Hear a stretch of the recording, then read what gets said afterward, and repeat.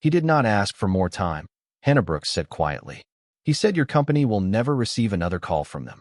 The words settled over the private dining room at Bellamy House with more force than the storm pressing against the Manhattan windows. Julian Mercer looked up from the phone resting in the center of the table. A moment earlier, Vanessa Cole had translated the German voice on speaker as a routine request to delay a meeting. Julian had already prepared his answer. Firm. Controlled. Final. Now the waitress standing beside his chair was telling him that his largest client was not negotiating at all. Nordhafen Group was ending a relationship worth $300 million. No one moved. The only sound came from the speaker, where a man's voice continued in measured German, each word clipped by disappointment rather than anger. Hannah held a silver coffee pot in one hand. Her posture remained calm, but her fingers had tightened around the handle. Across the table, Owen Price gave a short laugh. I am sorry, he said, glancing at Julian. Are we taking international contract advice from the waitstaff now? Hannah did not look at him. Her attention stayed on the phone. She had heard one phrase clearly enough to feel it in her chest. Die Grundlage ist verloren. The foundation is gone. It was not the language of delay. It was the language people used when trust had already collapsed. Julian's expression hardened. At 48, he had built Mercer Global Logistics by refusing to let uncertainty remain in the room longer than necessary. Ports, aircraft, rail lines, warehouses, contracts across 4 continents. Problems were measured, assigned, and solved. Yet the voice coming through the phone did not sound like a problem waiting for a solution. It sounded like a door closing. You speak German? He asked. Hannah lowered the coffee pot onto the service table. Yes, sir. Fluently. Well enough to know that he is saying goodbye. Vanessa shifted in her chair. That is not what he said. He said the continuation of the agreement requires further discussion. Hannah finally looked at her. He said the agreement no longer has a foundation for continuation. Those are not the same thing. The distinction was small in English. In the room, it became enormous. Julian glanced toward Vanessa, then Owen, then the unsigned renewal contract beside his plate. 10 years of business waited beneath a black fountain pen. The dinner had been arranged as a celebration. Crystal glasses had been filled. Dessert menus had already been placed near the center of the table. Everything suggested completion except the voice on the phone. Who is calling? Hannah asked. Owen frowned. That is not your concern. The speaker carried the name before anyone could stop her from hearing it. Matthias Vogel. Hannah's face changed by only a fraction. She knew the name. Not personally, but from the shipping reports she had seen years earlier while helping her mother organize translation files in Hamburg. Matthias Vogel did not call unless every ordinary channel had failed. Mr. Mercer, Hannah said. If that is Matthias Vogel, you should not answer defensively. Julian's gaze sharpened. And what should I do? Hannah listened as Matthias mentioned Bremen, St. Marian Hospital, and a priority code that should never have appeared in an ordinary delay. The room around her seemed to narrow. The rain, the polished table, the expensive contract. None of it mattered as much as those 3 details. A medical shipment had been moved. Someone had explained it badly. Someone else had believed the explanation. First, she said, you should ask whether the shipment reached the hospital. Vanessa opened her mouth, but Julian raised one hand. His eyes remained on Hannah. Why? Hannah looked at the phone. On the other end, Matthias had stopped speaking. The silence felt deliberate, as though he were waiting to see whether anyone in New York had truly understood him. Because this is not about a late delivery, she said. It is about what your company told them after it happened. 2 hours earlier, Hannah Brooks had arrived at Bellamy House beneath a steady evening rain. The restaurant stood behind a dark stone facade on a quiet Manhattan street, its brass doors polished bright enough to catch the passing headlights. Inside, the air carried the scent of roasted coffee, warm bread, and cedar from the paneled walls. Hannah tied her black apron at the waist, checked the reservation list, and slipped a small silver pocket watch into the inner fold of her uniform. It had belonged to her mother, who had carried it through years of translation work between shipping companies in Hamburg and New York. The watch no longer kept perfect time, but Hannah still wound it before every shift. Some habits were less about accuracy than memory. Private dining room tonight, said Marcus Lane, the floor manager. Mercer party. 7 guests. Important people. Long dinner. No mistakes. Hannah nodded, and reviewed the service notes. Julian Mercer, Chief Executive Officer of Mercer Global Logistics. Vanessa Cole, International Accounts. Owen Price, Corporate Strategy. The remaining names belonged to Legal and Operations. The final place setting was reserved for a representative from Nordhafen Group, but a handwritten note beside the name said joining remotely. Hannah carried the menus into the private room and arranged them beneath the low amber lights. Through the tall windows, rain moved down the glass in silver threads. The table had already been prepared with crystal, white linen, and an unsigned contract resting in a leather folder near Julian's chair. At 7:15, the executives entered. Julian came first, tall and composed in a charcoal suit, his expression controlled but distant. He looked at the room once, then at his watch. Vanessa followed with a tablet against her chest. Owen was speaking before he crossed the doorway, complaining that one delayed container had created unnecessary concern in Bremen. "It is handled," Vanessa said. Nordhafen received the weather report. Hannah was placing water glasses when she heard the word weather. She kept her face neutral, but something in Owen's tone felt too rehearsed. Julian sat at the head of the table. "The renewal is still expected tonight?" he asked. "Yes," Vanessa replied. "Matthias is cautious, not unreasonable." Owen smiled. "Once he sees the revised terms, he will sign." Hannah moved around the table, taking drink orders while their conversation shifted to routes, margins, and quarterly targets. She had worked at Bellamy House for 11 months, long enough to become nearly invisible to people who believed attention moved only upward. They saw the uniform, the tray, the practiced smile. They did not see Hamburg. They did not see the mornings she had spent translating shipping notices beside her mother or the years she had studied international trade before family debt forced her to leave school. At one point, Vanessa's phone lit up with a message. She read it quickly and turned the screen face down. "Another update from Bremen?" Julian asked. "Nothing urgent." Owen leaned closer. "Do not call them back tonight. Let legal review the language first." Hannah set a bottle of mineral water beside him. On the tablet near Vanessa's elbow, a message preview flashed before the screen dimmed. "St. Marying. Priority Medical. Route changed." Hannah's hand paused for less than a second. Priority medical cargo was not handled like ordinary freight. It was not moved casually, and it was never explained away with weather unless weather had truly stopped the route. She continued serving, but the words stayed with her. When the appetizers arrived, Julian raised a glass to the pending renewal. 10 more years, he said. The others followed. Hannah looked toward the unsigned contract, then at the silver pocket watch beneath her apron. It was running 3 minutes slow. Across the table, Vanessa's phone began to ring with an international number. No one reached for it at first. Then Julian said, "Answer it." Vanessa answered on the third ring and placed the phone on speaker. "Mr. Vogel, good evening," she said, her voice warm and professional. The reply came in German, fast but controlled, each sentence shaped with the precision of someone who had repeated the same facts too many times.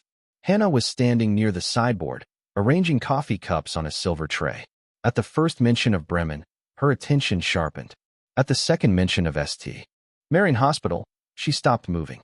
Matthias Vogel was not calling about contract language. He was calling about a shipment that should have arrived hours earlier.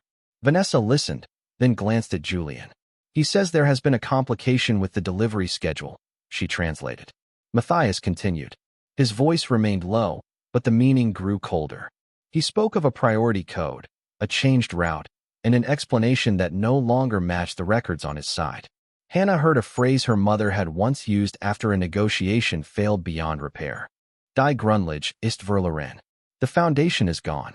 Vanessa nodded as if she understood. "He would like more time before confirming the renewal," she told Julian. Hannah looked at her. The translation was not merely incomplete. It softened the only part that mattered. Julian leaned toward the phone. "Tell him we have already accommodated 2 revisions. We cannot keep reopening terms because of one delayed shipment." Vanessa began translating his response into German. Hannah felt the small pocket watch beneath her apron press against her side. Her mother had taught her that bad translation was not always caused by weak language. Sometimes it came from fear.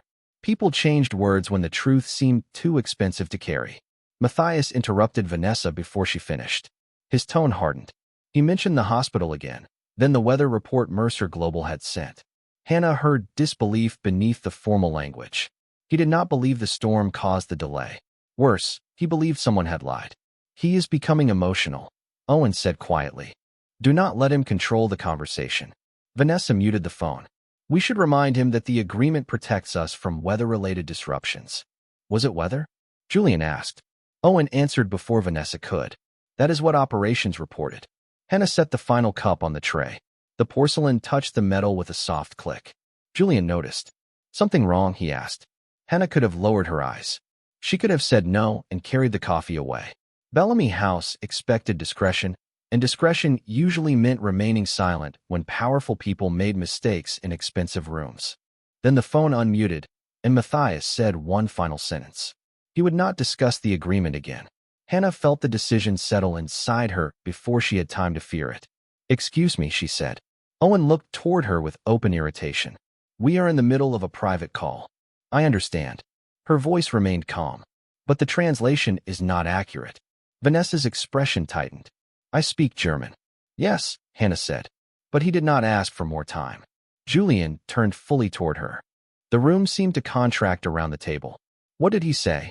Hannah looked at the speaker, then at the unsigned contract beside his hand. He said the business relationship no longer has a foundation to continue. Owen gave a faint laugh. And you know this because? Because that phrase is not used to delay a decision. It is used when the decision has already been made. Vanessa shook her head. You are interpreting tone. I am interpreting meaning. Julian studied Hannah for several seconds. Outside, a flash of distant lightning turned the rain against the windows pale.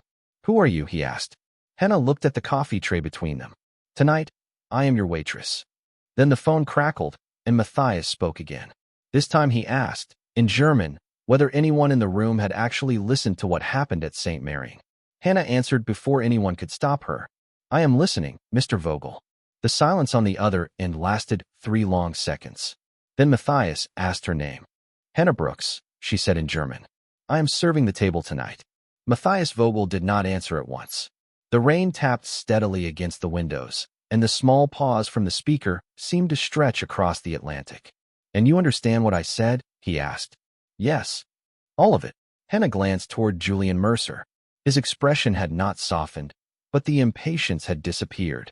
Vanessa Cole sat very still, one hand resting beside her tablet. Owen Price looked less amused than before.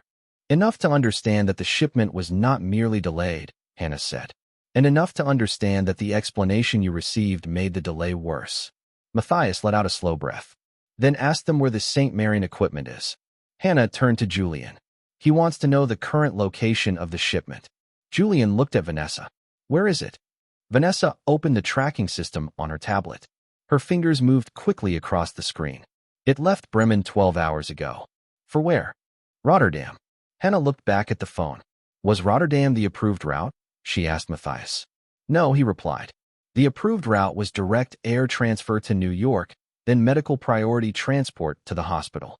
Your company changed it to consolidated sea freight. The room became quiet again. Julian's eyes moved toward Owen. Why would medical equipment be moved to sea freight? Owen straightened in his chair. There may have been a capacity issue. Hannah translated his answer. Matthias responded immediately. His voice remained formal, but the restraint inside it had begun to crack. There was no capacity issue. Nordhafen paid for reserved medical priority. We have the confirmation. Hannah repeated the sentence in English. Julian leaned closer to the table. Ask for the confirmation number. She did. Matthias provided a 12-digit code, speaking each number slowly. Vanessa entered it into the system. The screen changed.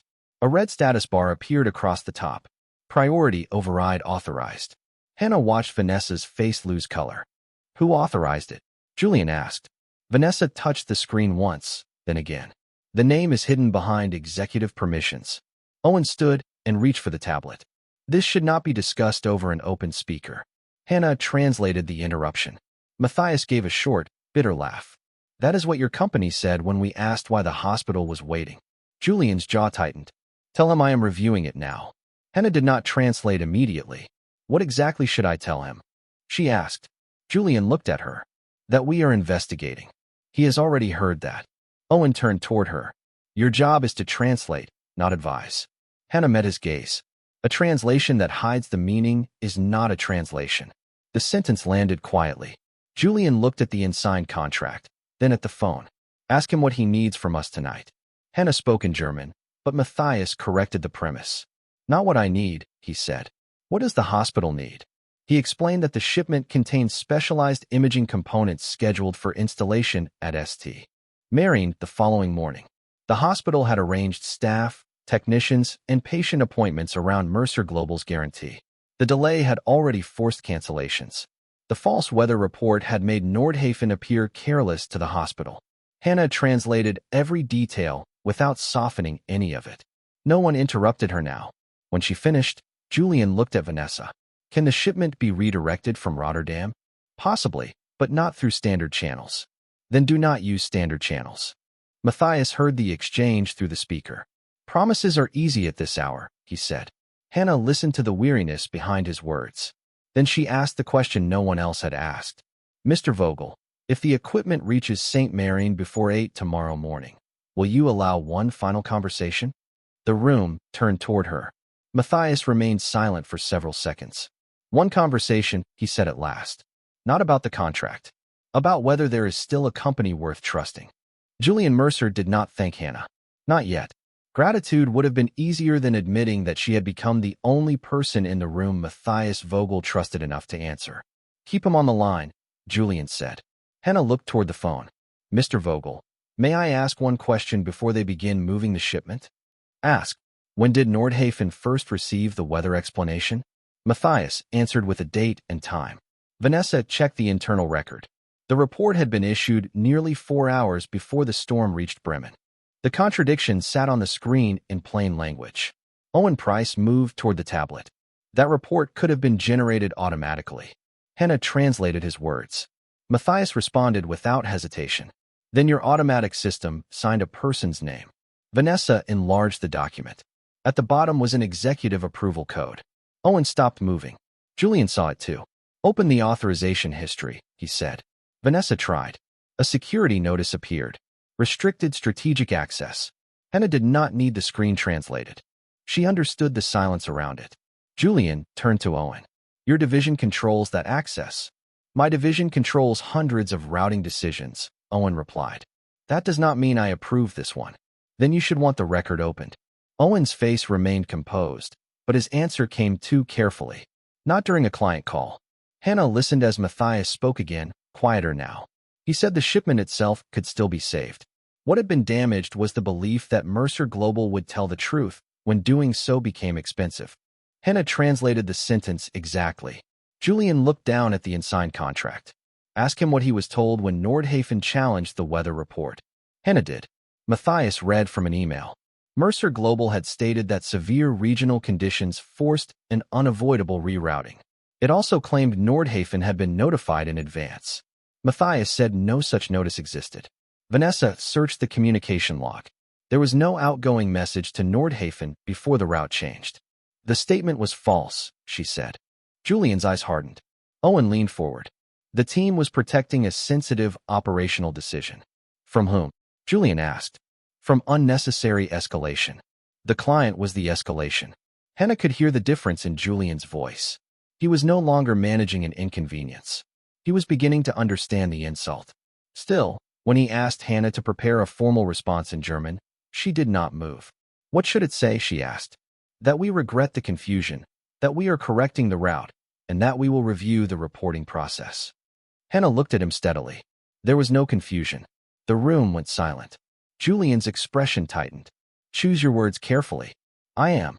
She rested one hand beside the coffee service. If I translate that message, he will hear another version of the same problem. A softer sentence designed to avoid the truth. Vanessa lowered her eyes. Owen gave Julian a look that seemed to say this had gone far enough. Hannah continued before he could speak. Mr. Vogel is not asking whether your company can move a shipment. He is asking whether your company can admit why it failed. Julian glanced at the phone. Matthias had heard enough English to recognize his name, but not enough to follow every word. He waited in patient silence. What would you say? Julian asked. Hannah answered without drama. I would say the shipment was deliberately rerouted. I would say the reason given afterward was false. I would say you do not yet know who approved it, but you intend to find out. Then I would stop speaking and let him decide whether the truth arrived too late. Julian studied her for a long moment. Then he moved the unsigned contract away from his hand. Translate exactly that, he said. Hannah turned toward the phone, but before she spoke, Matthias asked one more question in German. Is he saying this because he understands, or because he is afraid to lose us? Hannah looked at Julian. This time, the most important words in the room were not hers to provide. Julian Mercer looked at Hannah, then at the phone, where Matthias Vogel waited for an answer that could not be delegated. The rain moved steadily across the windows, and for the first time that evening, the unsigned contract seemed less important than the silence around it. Tell him the truth, Julian said. Hannah did not translate immediately. Which truth? She asked. His eyes shifted toward Owen Price, then to the restricted authorization screen on Vanessa Cole's tablet. That I am afraid to lose Nordhafen, he said. And that fear is not the same as understanding. Hannah held his gaze. Julian continued, his voice lower now. Tell him I built a company that rewards speed, margin, and certainty. I did not ask often enough what those things were costing the people who trusted us. Tell him I do not yet understand the full damage, but I understand that a false report was sent under my name. Owen leaned forward. Julian, you should not make admissions before legal reviews the language. Julian turned to him. That advice would matter more if someone had not already used careful language to hide a decision. Owen's expression tightened. You told us to protect the quarter. I told you to solve the problem. You said to do whatever was necessary. The room changed with that sentence. Vanessa looked up from the tablet. Hannah felt the meaning before anyone explained it. Owen had been waiting for this moment, not to deny the decision, but to share the responsibility for it. Julian's face remained controlled, but the certainty in it had cracked. Did you authorize the rerouting? He asked. Owen did not answer directly. The electronics contract was worth more than the medical shipment. We had limited air capacity. I made a commercial decision. And the weather report? Vanessa asked. It prevented a larger client dispute. Hannah translated the exchange for Matthias without softening a word. On the phone, his silence became colder than anger. Julian looked at Owen. You changed the route, then created a false explanation. I protected the company from a difficult quarter. You protected a number. Owen glanced toward Hannah. This is exactly why these matters should remain inside the company. Hannah met his eyes. The shipment left the company when it failed to reach the hospital. No one replied. Julian asked Vanessa to revoke Owen's routing authority and preserve every record tied to the decision. She did so while Owen stood beside the table, his confidence slowly giving way to calculation. You cannot suspend me based on a conversation with a waitress, he said. Julian looked at the authorization code on the screen. I am suspending you based on your admission. He turned back to Hannah. Please translate what I should have said at the beginning. Hannah faced the phone. In German, she told Matthias that Mercer Global had deliberately changed the route, that the reason provided afterward was false, and that Julian accepted responsibility for allowing a culture where profit could be used to excuse dishonesty. She explained that Owen's authority had been removed, the records were being preserved, and the shipment was being redirected immediately. When she finished, Matthias remained silent for several seconds. Then he asked whether Julian understood that reaching the hospital would not repair the lie. Hannah translated. Julian nodded, even though Matthias could not see him. Tell him I know. Hannah did. And tell him I will not ask for forgiveness tonight. Matthias finally spoke. Then what are you asking for? Julian looked at the unsigned contract, then pushed it farther away. 72 hours, he said. Not to save the agreement. To prove that we can still be trusted with another decision.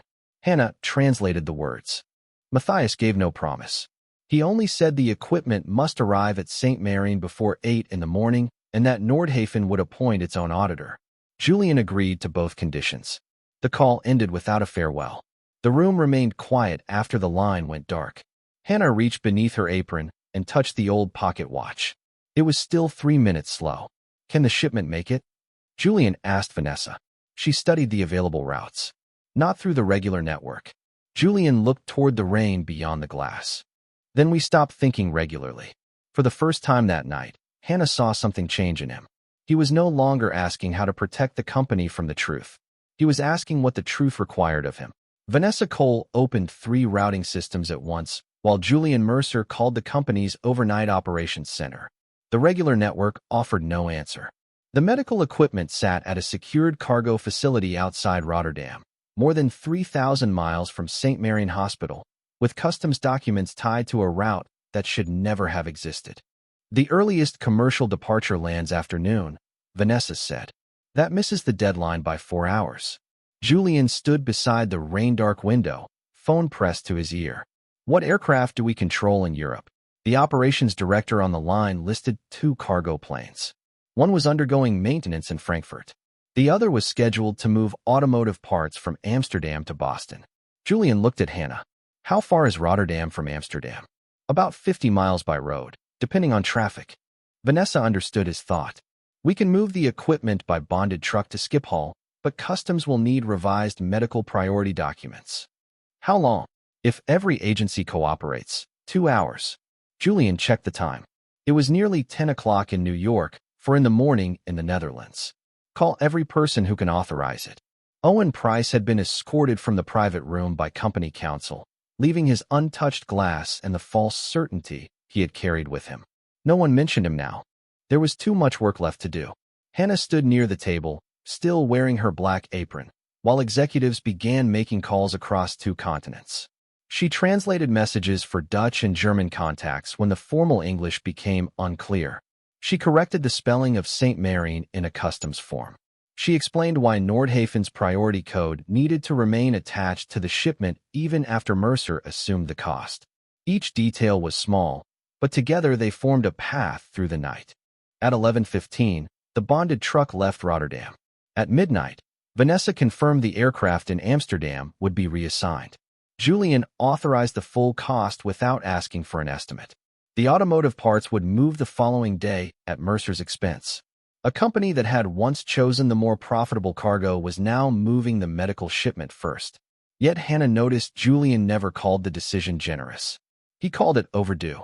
Shortly after 1 in the morning, Matthias contacted them again. This time, he did not use speakerphone until Hannah joined the call. The hospital has received another promise, he said in German. Why should they believe this one? Hannah looked at Julian. He did not reach for a prepared statement. Tell him the aircraft number, he said. Vanessa provided it. Tell him the truck's current location. She read the live tracking update. And tell him Nordhafen may contact the pilot, the customs broker, and the hospital transport team directly. Hannah translated. Matthias was silent for a moment. That is better, he said. Not trust. Better. The distinction mattered. At 2:30, the truck reached Amsterdam. At 3:10, customs released the cargo. The aircraft departed before dawn and turned west over the Atlantic.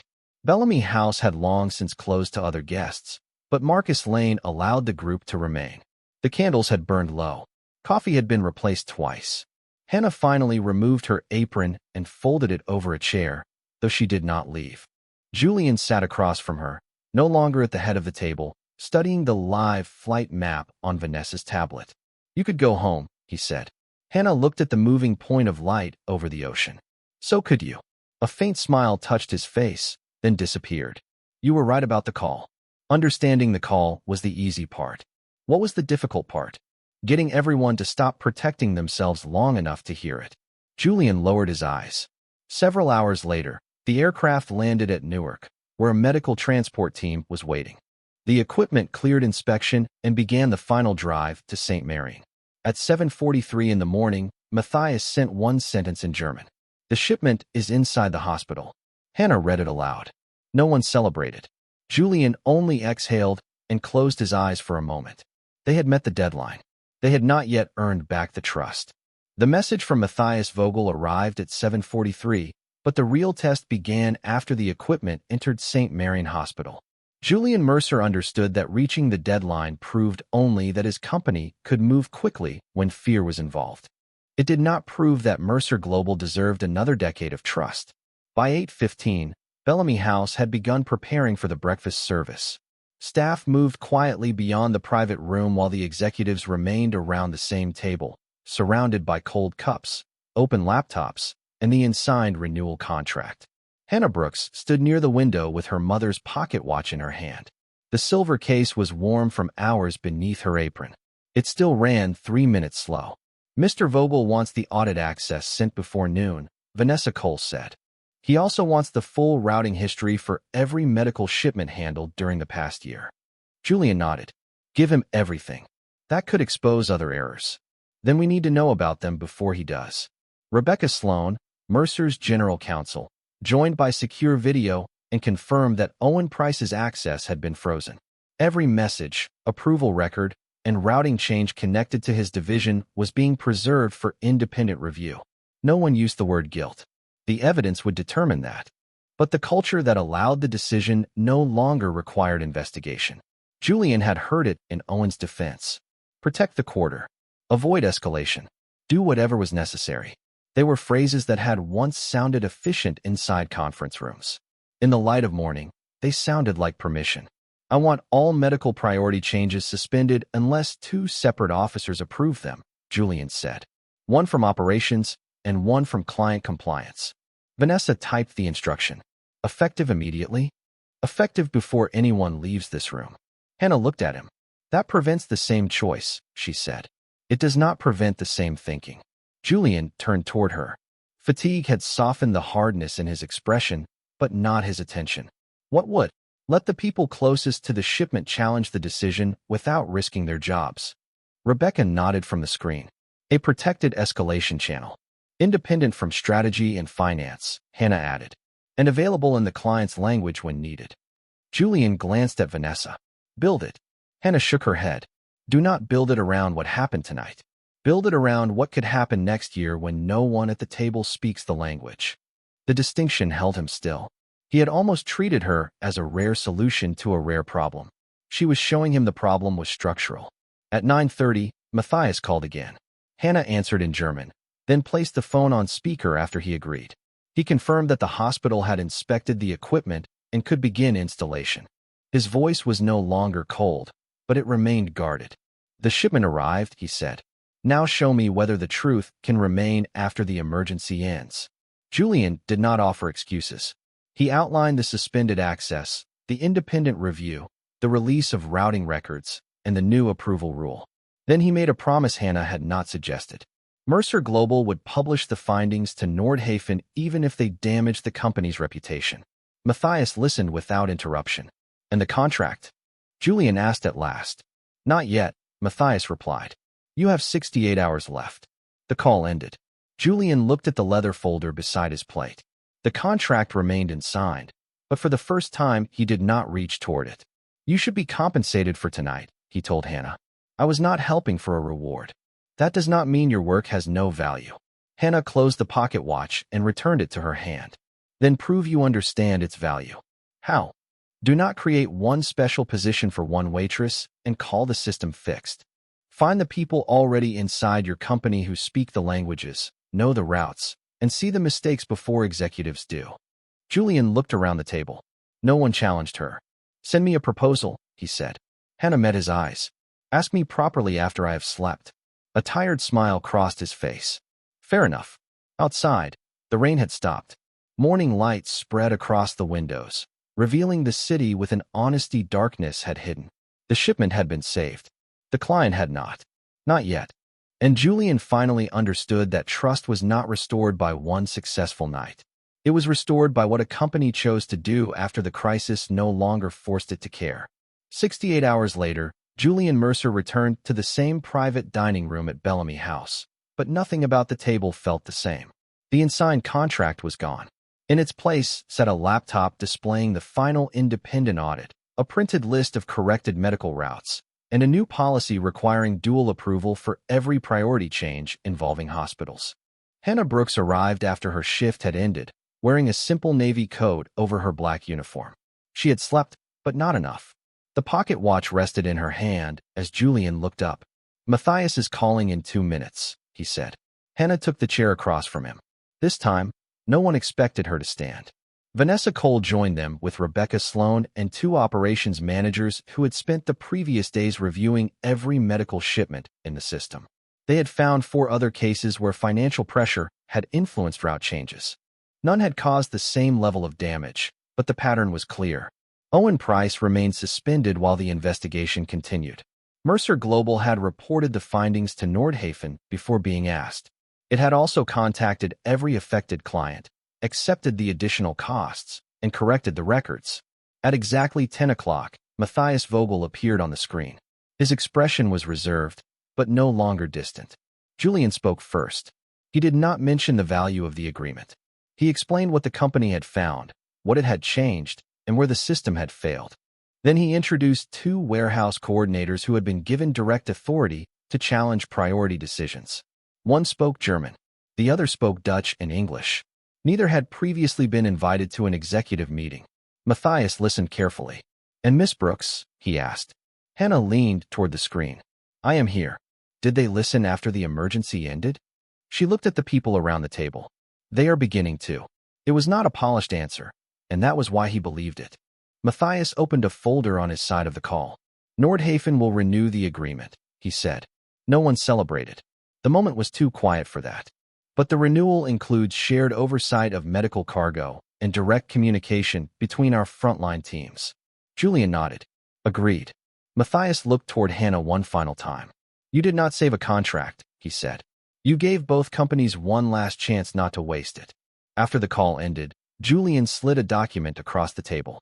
It was an offer for Hannah to join Mercer Global as a cultural and language operations specialist while completing the degree she had once left behind.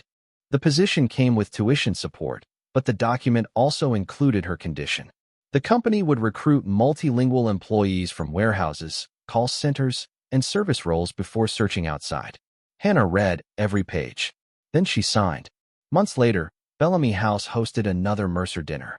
A call came from overseas during the meal. Julian did not reach for the phone first. He looked around the table and asked, "Who here understands not only the language, but the meaning?"